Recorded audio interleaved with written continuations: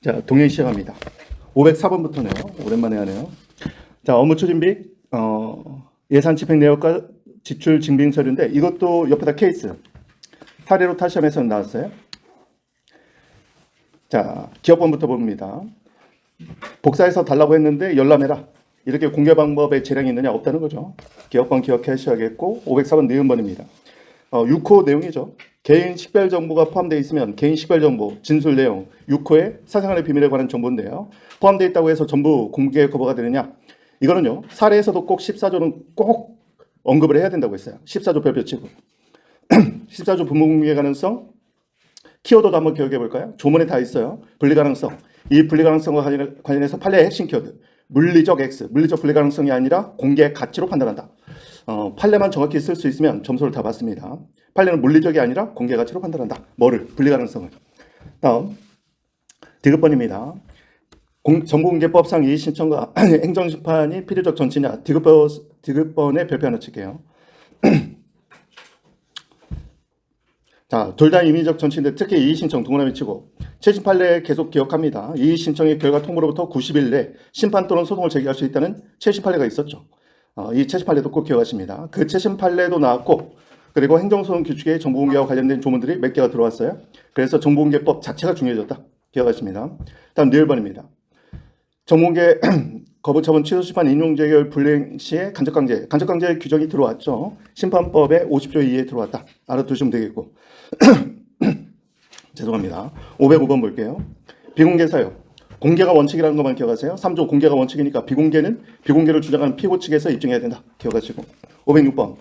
개인정보보호법은 법무에서는 여러 번 나왔는데 기출에서는 많이 나오지 않은 파트예요. 개인정보보호법, 민간기관, 포털사이트 같은 거 생각하면 되겠죠? 포함된다. 다음. 가명 처리. 가명으로 처리하는 것은 특정인이 식별할 수 없도록 가명을 하는 거죠. 식별할 수 없는 정보. 이거는 조문에 그렇게 돼 있어요. 2조에서. 다음. 동의 없어도 수직 목적과 합리적 관련 있는 범위 내에서는 추가 이용이 가능합니다. 그러면 합리적 관련을 뛰어넘으려면 그때는 추가 동의를 받아야 되는 거죠. 다음. 통계, 과학, 연구 목적으로 동의 없는 가명 처리는 가능합니다. 그런데 그 뒤에는 특정 개인을 알아보기 위한 가명 처리라는 말 자체에서 우리가 이건 좀 이상하다. 틀렸다는 거 딱 체크하면 되겠습니다. 특정 개인을 알아보기 위한 가명 처리 같은 건 할 수 없다. 다음 510번입니다. 부작위로 인한 국가배상 이제 손해정보로 넘어갔죠. 부작위로 인한 국가배상. 이것도 시험에서 많이 나온 거고 옆에다 케이스 한번 적어봅니다. 부작위라는 게 자기의무 위반이잖아요. 자기의무를 위반한 건데 이때 자기의무는 법령상 자기의무인데 이 법령이 성문법에 한정되느냐? 아니라는 거죠. 성문법뿐만 아니라 조리상, 인권존중 이런 것들까지 다 포함한다는 것만 기억하시면 되겠습니다. 511번은 이거는 특이한 판례니까 꼭 알아두라고 했어요. 인증 신제품. 이거는 사익보호성을 부정한 대표적인 판례죠. 따라서 사익보호성을 부정한 대표적인 판례로서 계속 나오는 게 인증 신제품입니다. 보통은 인증 신제품으로서 인증을 받으면 이게 이제 NEP라고 부르는 자격증인데요. 이런 자격증이 나오면 원래는 조달청이 의무구매를 하도록 돼 있어요. 근데 의무구매 안 하니까 열받아가지고 손해배상 청구한 사안이죠. 그런데 관련 법령이 공익보호만을 갖고 있다. 이건 좀 판례가 변경됐으면 하는 판례 중에 하나인데 어쨌든 사익보호성을 부정한 대표적인 판례입니다. 512번. 직무집행은 상경제주체 행위 외에 다 포함된다고 했어요. 사실행위, 공법상계약 다 포함됩니다. 알아두면 되겠고. 513번은 국가배상에서 직무집행은 외형적으로 그렇게 보여주면 되는 거죠. 특히 헷갈리면 안 되는 건 뭐냐면 피해자 인식도 불문합니다. 자, 공무원이 직무집행의 의사가 있었느냐? 그것도 묻지 않고 피해자가 직무집행으로 인식했느냐? 이것도 묻지 않아요. 객관적으로 볼 때, 외형으로 볼 때 직무집행으로 보여주면 다 포함시키는 겁니다. 가급적 넓게 인정해 주려고 하는 그 의도가 있다. 이렇게 보면 되겠고요. 다음 514번. 이건 옆에다가 별표 하나 치고 국가의 공무원에 대한 구상권을 신의 측에 의해서 제안했던 아주 유명한 판례로 제일 중요한 판례 중에 하나로 언급되고 있는 판례예요. 이게 국가는 공무원의 고의 또는 중과실이 있으면 구상권을 행사할 수 있어요. 국가가 대외적으로 배상하고 내부적으로 공무원의 고의 또는 중과실이 있을 때 구상권을 행사할 수 있는데 이런 경우에도요. 판례가 신의 측에 의해서 그 구상권 행사를 제안했던 아주 의미 있는 판례로 얘기합니다. 자, 특히 옆에 나와 있는 거 적극적 주도라는 단어를 좀 기억해 주면 좋겠어요. 자살 위주로 꾸몄던 군 의문사 사건과 관련되어 있는데 그 자살 위주를 한 부대장, 소대장은 고의는 있었죠. 자기는 당연히 알고 있어요. 이게 총기 오발 사고였는데 자살한 걸로 꾸몄으니까. 그렇지만 2달밖에 안 돼가지고 인간한 지 2달밖에 안 돼서 적극적 주도가 없었다. 기억하시고 515번. 이거는 법규상 도리상 신청권을 인정하는 판례 중에 굉장히 많이 나오죠. 건축주의 규칙서로 토지 사용권을 상실했을 때 토지 소유자가 건축허가 철회를 요구할 수 있는 신청권이 있다. 왜 철회냐? 철회 동그라미. 허가를 철회할 사유는 허가 이후에 건축주가 토지 사용권을 상실했기 때문입니다. 이게 후발적 사정이 되는 거죠. 후발적 사정에 대해서 이제 건축 못하게 됐어요. 건축주가 규칙서로 토지 사용권을 상실했어. 차임을 이기 연체하거나 이렇게 해서 토지 사용권을 상실하는 거죠. 그래서 더 이상 건축은 안 되니까 토지 소유자가 자기 토지에 설정되어 있는 건축허가를 취소해달라고 요구한 사안이었어요.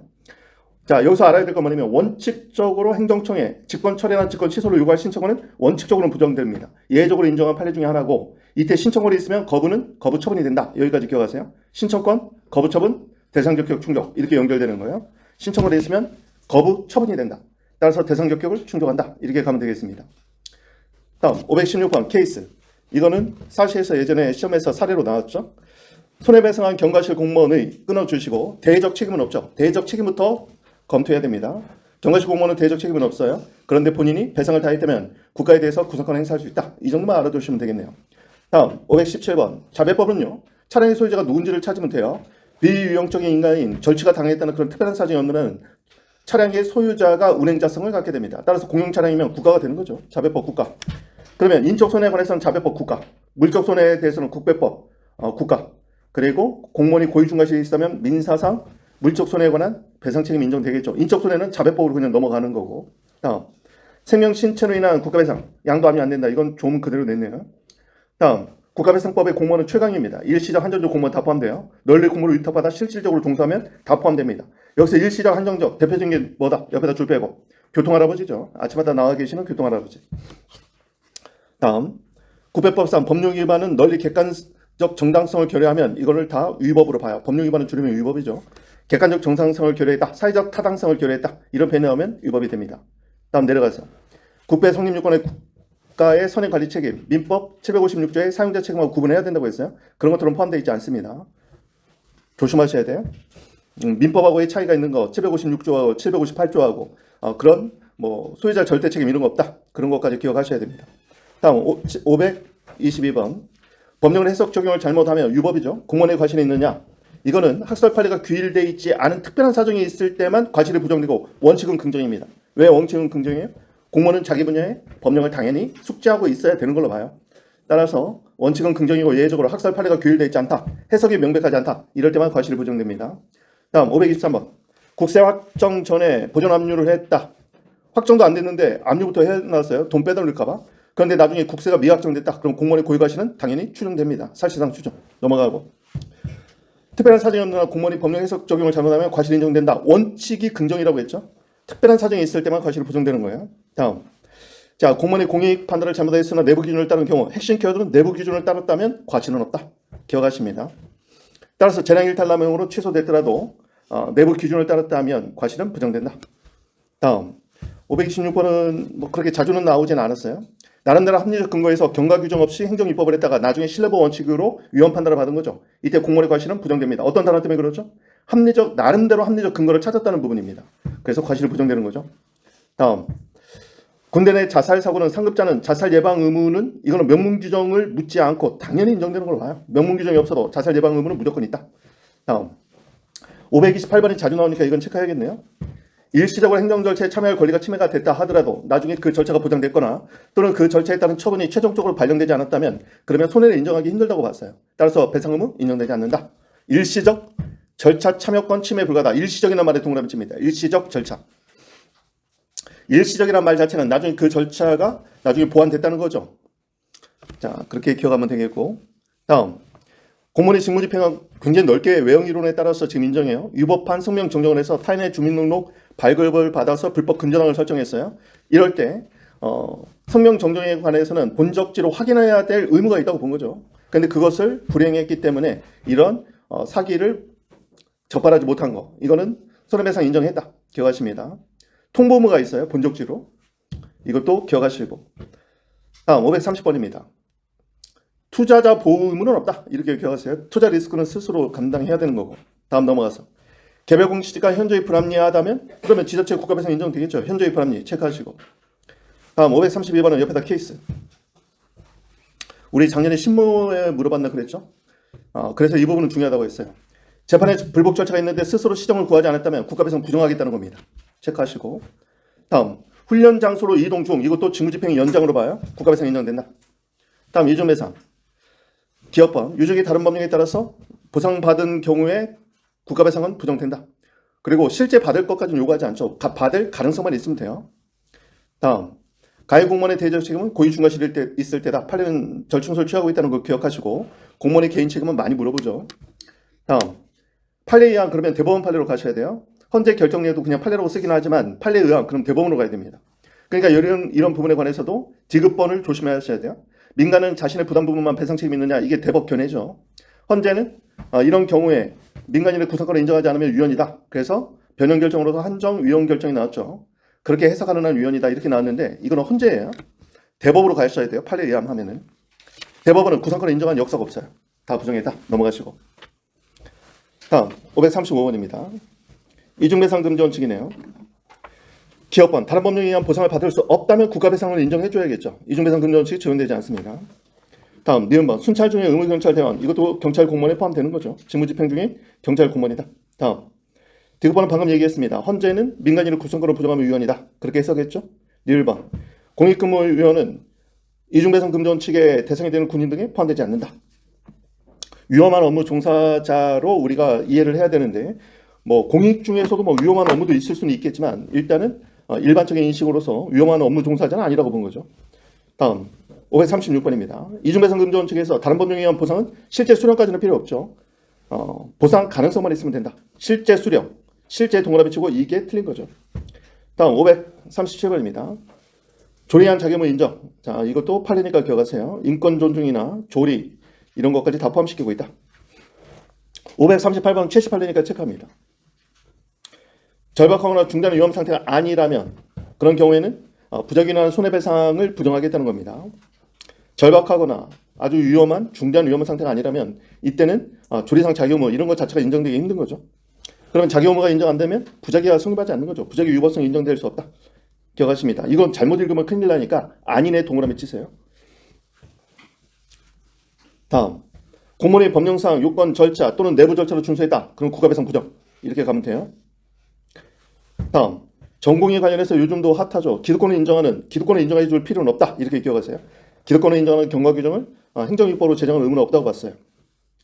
다음 541번입니다. 법령이 국민 개개인의 이익 보호 취지 없이도 가로를 묶어주고 무슨 말이에요? 법령이 개개인의 이익 보호, 이건 사익보호성 얘기하는 거죠. 법령이 사익보호성이 없어도 국가배상이 성립하느냐 부정이죠. 그러니까 말 자체를 잘 이해해야 돼요.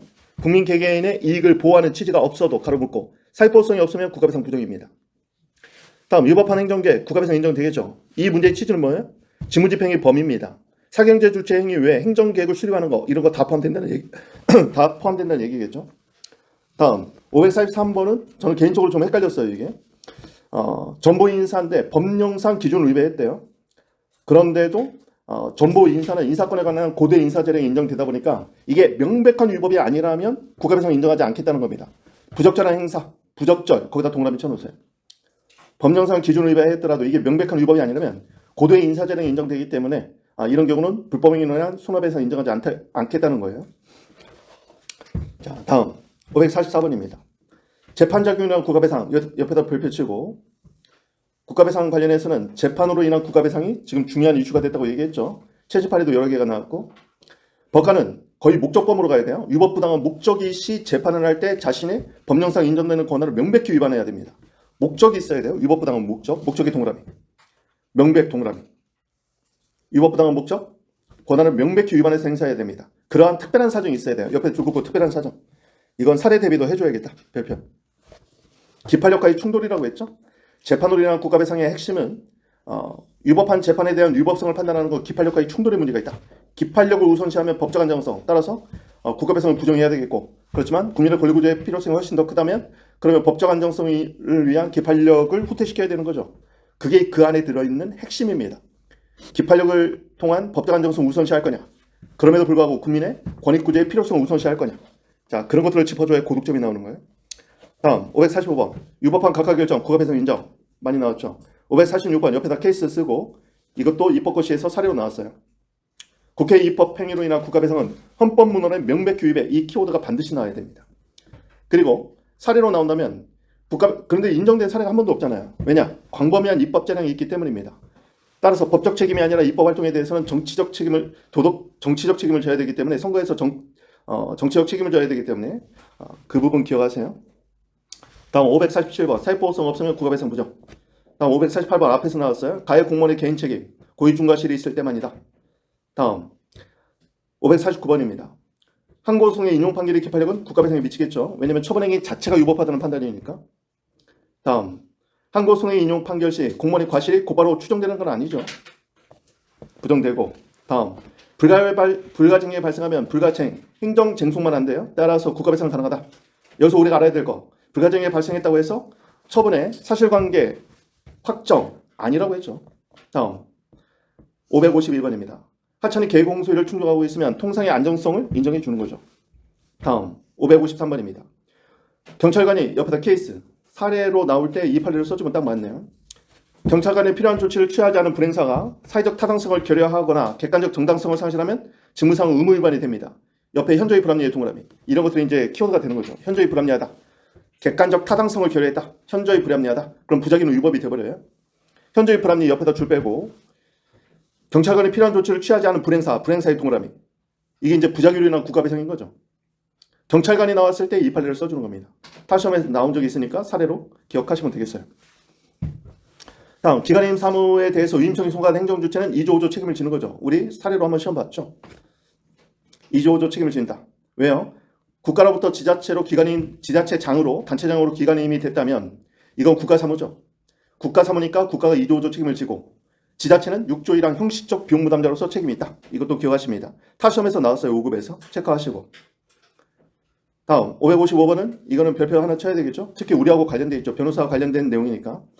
기업번입니다. 대한변협은 공법인이죠. 공법인. 국가로부터 사무를 위탁받은 걸로 보는 거죠. 행정조치로서 배상 책임이 있다. 두 번째, 피용인은요. 위탁받은 공행정 사무를 수행하니까 실질적으로 국가배상법 2조의 공무원으로 봤어요. 왜요? 이때의 공무원은 최강의 개념이라고 했죠. 널리 공무를 위탁받아 실질적으로 종사하는 자. 따라서 대한변협 회장도 그 개념에 딱 들어간단 말이죠. 따라서 이런 경우에는 고의 중과실이 있는 경우에만 대적 책임이 있다. 근데 얘는 경과실밖에 없다. 이렇게 판단이 나온 거죠. 디귿번, 약간의 주의. 이게 바로 중과실에서 쓰는 키워드입니다. 약간의 주의만 기울여도 손해 발생을 알 수 있어서 예견 가능성이 있어. 그러면 일정한 조치를 취해서 회피 가능성이 있는데 그걸 하지 않았어. 약간의 주의만 기울여도 알 수 있었다. 뭐를? 손해 발생을. 이런 걸 현저한 주의무 위반, 중과실. 이거는 민영공타 중과실일 때 쓰는 판례의 키워드입니다. 민영공타 마찬가지예요. 약간의 주의만 기울여도 위조되었음을 알 수 있었음에도 성실한 평균적 땡땡땡의 주의무를 현저히 위반하였으므로 중과실로 판단된다. 이런 식으로 써줘야 돼요. 다음 1번 대한변협 회장 경과실 배상책임 부정 넘어갑니다. 556번 공무원 중 위조 웬만하면 다 직무집행에 포함시킨다. 외형이론. 다음 557번 5조 책임이네요. 기업번 사실상 관리하고 있으면 된다. 소유권을 가질 필요 없다는 거죠. 니은번 담배 피던 고등학교 학생이 단속 교사를 피하기 위해서 난간으로 걸어가다가 떨어져서 실족사했어요. 이건 예견 가능성이 없다. 국가배상 부정. 비유형적인 행위라고 봤어요. 난관에 그렇게 나갈 것까지 예상해서 시설을 설치할 의무는 없다고 봤어요. 디귿번 김포공항 소음 사건. 이것은 기능상 하자는 인정한 유명한 판례죠. 수인한도론이 적용됐습니다. 물리적 하자는 없어도 기능을 제대로 하지 못해서 참을 한도를 넘었다. 이렇게 본 거죠. 그래서 수인한도론입니다. 다음 니을번입니다. 편도 2차 돌멩이 방치 사건. 여기서 관리 가능성이 동그라미 칩니다. 관리 가능성이 있느냐 없느냐로 판단해야 돼요. 자, 관리 가능성 꼭 기억합니다. 다음 미음번 공용 게시가 없으면 공물이 아니거든요. 국가배상법 5조의 영조문은 강화상 공물이라고 했습니다. 따라서 공용 게시가 없으면 공물이 아니기 때문에 5조의 영조문에 포함되지 않는다. 기억하시고. 다음 비읍번은 좀 어려운 내용이에요. 헌법에는요 2조의 근거만 있고 영조문 5조에 관한 근거는 없습니다. 공무원의 불법행위에 관한 내용만 있으니까. 다음 558번입니다. 옹벽 시설 공사가 미완성되다. 그러면 아직 공물 아니죠. 공물 아니면 5조의 영조물 책임 부정. 넘어갑니다. 559번은 영조물의 설치 관리 상하자. 이건 중요하죠. 영향 가능성, 회피 가능성까지 다 논의했다는 거. 나머지 키워드도 한번 떠올려 보세요. 통상의 안전성 구비 여부는 위험성에 비례한 사회통념상 방호조치 의무를 다했는지, 이런 방호조치 의무를 다했는지는 마지막 예견 가능성, 회피 가능성으로 판단한다. 기억하시고. 560번 가변차로. 이게 차로가 진행 방향이 바뀌는 게 가변차로예요. 가변차로는요. 이건 위험한 걸 설치했으니까 책임져야 돼. 이렇게 기억하면 돼요. 신호등, 오작동 여기에 헷갈리면 안 됩니다. 과학기술상 예견 가능성이 없다. 이런 걸로 헷갈리면 안 돼요. 가변차로는 국가배상 인정된다고 기억하시면 됩니다. 예견 가능성이 없다고 단정할 수 없다. 그래서 결론 손해배상 인정입니다. 다음 재정사항은 책임 감면의 절대적 요건이 되지 않는다고 했죠. 재정사항은 그냥 고려 요소에 불과하다. 다음 562번 6조 1항의 비용부담자도 배상 책임이 있다. 다음 563번 2조 5조 책임하고 6조의 비용부담자 책임은 선택적이지 누가 우선적 책임을 지는 건 아니에요. 선택적 총괄 가능합니다. 우선 청구 X. 다음 이건 앞에서 얘기했네요. 564번 민법 758조 같은 규정이 없다고 했어요. 점유자 면책 규정 이런 거 없습니다. 이 규정은 왜 의미가 있냐면 우리가 공물 중에 보면 사유공물이라는 게 있거든요. 사유공물.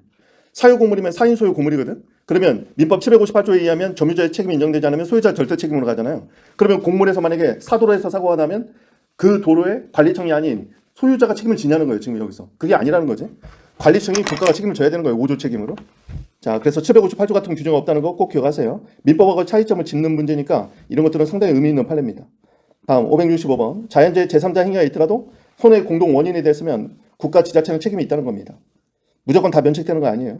다음 국도 쇠파이프 사건 설치 관리상 하자가 있느냐.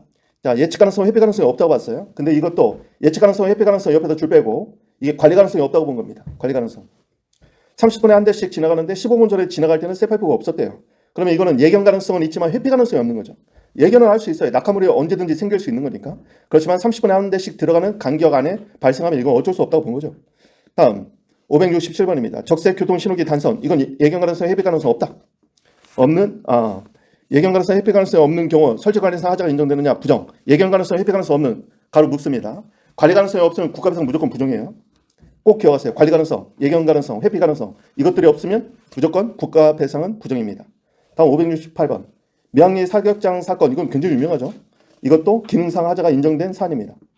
다음 국가배상은 정치적 고통에 대한 위자료가 포함되어 있어요. 뭐 때문에? 옆에다 비교표시. 손실보상은 재산적 손해 한정하죠. 원칙이. 손실보상은 정신적 손해에 관한 위자료가 없어요. 따라서 손실보상은 재산상 손해 한정되는 것이 원칙이다. 그래서 비교하시면 되겠고 570번 설치관리상 주유물 혜택 주장 입증 책임은 누구에게 있느냐? 관리청에게 있다. 설치관리상 하자가 있고 손해가 발생했고 인과관계 인정되면 인정되는 거예요.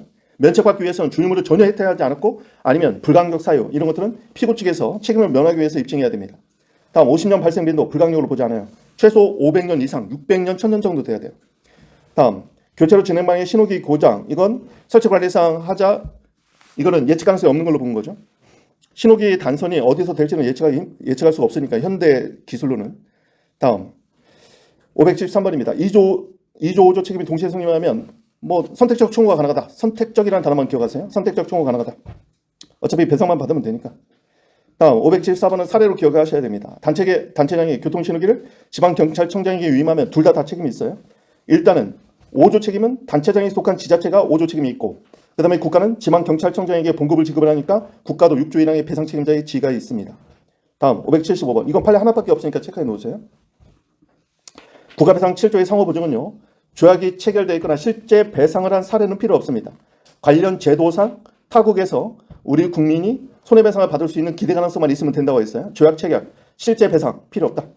제도상 그런 가능성만 있으면 된다. 다음 국가배상에서 배상 심의 절차는 임의적으로 바뀌었죠. 과거에는 필요적이었다가 지금 임의적으로 개정된 지 한참 됐어요. 다음 국가배상 받았다고 해서 국가유공자법 거부할 수 있느냐? 이건 안 된다고 했어요. 국가유공자법에 의해서 받으면 이중배상 금지 원칙에 의해서 국배법상 배상은 부정되지만 그 역은 판례가 인정하지 않았어요. 가급적 좁게 해석하려고 하는 거죠. 유연성이 있으니까. 다음 공무원연금법상 공무상 요양비. 이거는 배상에 가름하는 내용이 아니에요. 그래서 이중배상 대상이 아니다. 요양비 동그라미. 그냥 요양하기 위해서 받은 거예요.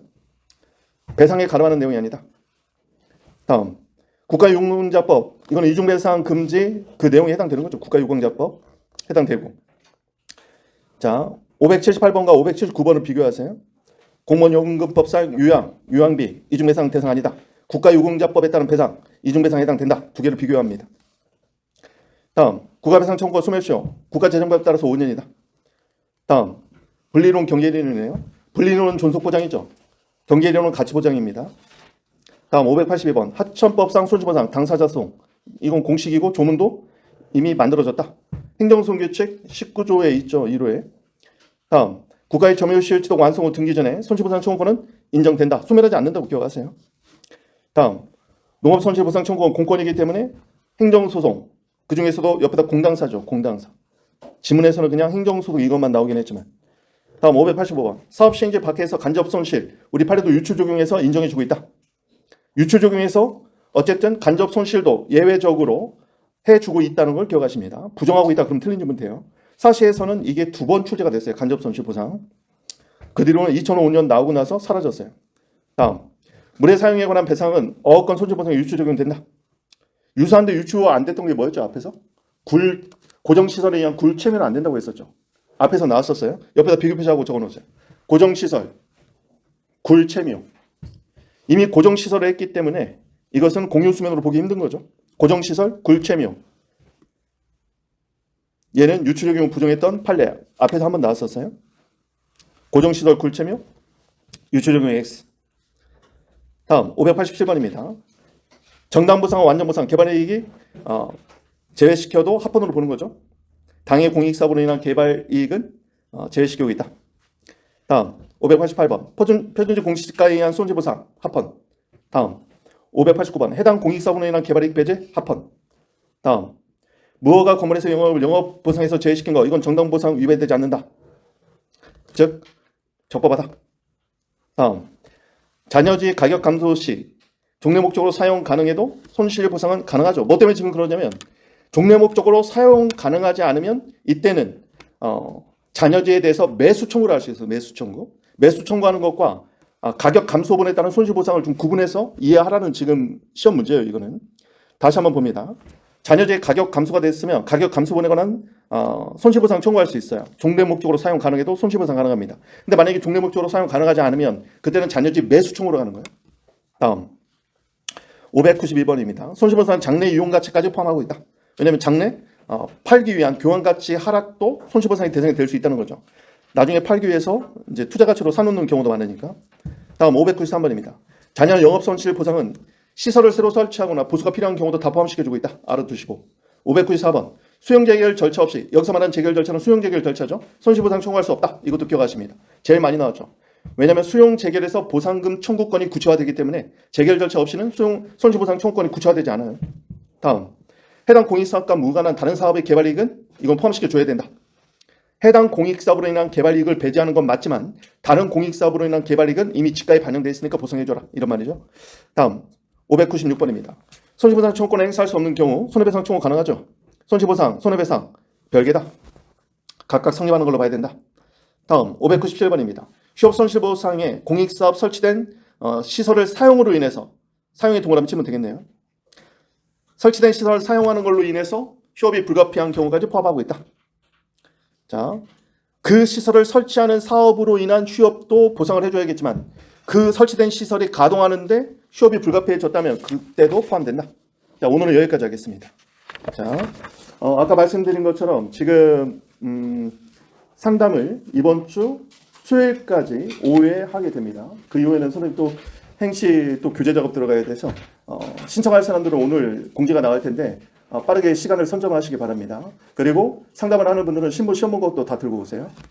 신부 시험 본 거 어떻게 썼는지 한번 볼 테니까 그거 가져오시고, 그리고 좀 약간 길게 해야겠다 하는 사람들은 제일 마지막 시간에 신청하는 게 좋겠죠. 아무래도 뒤에 기다리는 사람이 있기 때문에 또 뒤에 사람들을 배려해야 돼서 좀 길게 할 사람 뒤로 빼서 상담을 신청해 주시고 신부 꼭 가져오시고, 그리고 이제 본인 지금 가장 문제점이 뭔지 지금 어떻게 해야 될지 상담을 해야 되니까 상담 주제를 좀 더 좀 선명하게 이렇게 정리하는 것도 아무래도 좀 집중적인 상담에 도움이 될 것 같아요. 자, 오늘도 힘내시기 바랍니다.